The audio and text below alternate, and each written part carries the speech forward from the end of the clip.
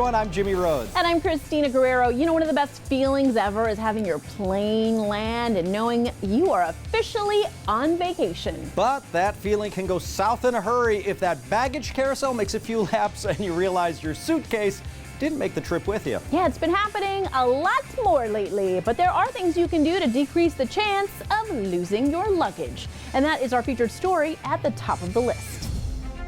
The U.S. Department of Transportation says that 1.4 million suitcases were lost January through June of this year. The very best thing you can do is not check a bag at all if you can avoid it. But I fully understand many trips are complicated, they're lengthy, you're traveling with kids, there may be all kinds of circumstances, but if you can avoid it, you should. So we turned to Bill McGee, an airline expert, to learn the best ways to avoid suitcase stress if you have to check your bag. The first way, try to take the first flight. Flight delays and flight cancellations contribute to lost baggage.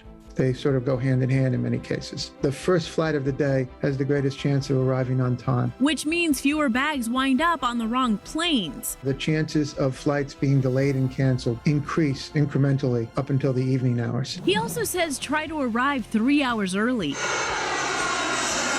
The later you check it in, the greater the chances it's not going to make it to the airplane on time. A late arrival makes it much harder for the crew to get your bag onto the plane in time. A lot of people think, well, I made it to the flight on time, so therefore my bag is below. It may not be. It may still be in the bag room. Next, take pictures of the inside and outside of your bags, so that you know what it looks like, and in case it's lost or delayed, you can provide a photo to the airline so that they know what it looks like. And you can provide proof showing which valuables were inside.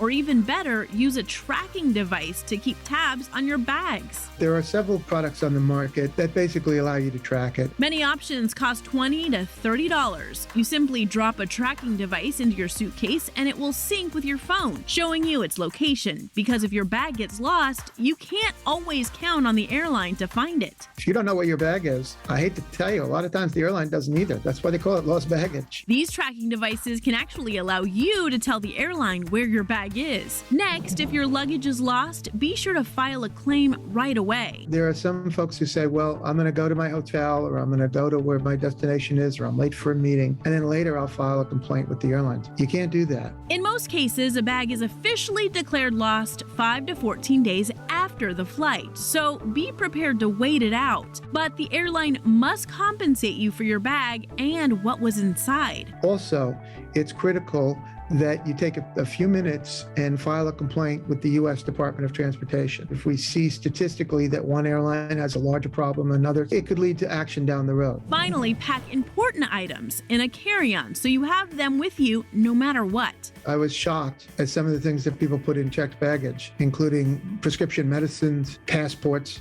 money, jewelry, high-value items. So stow away all your valuables in a carry-on plus a change of clothes. You have to think in the worst-case scenario. So if the bag is lost, are you going to be able to get by? Easing the pain of travel is at the top of the list.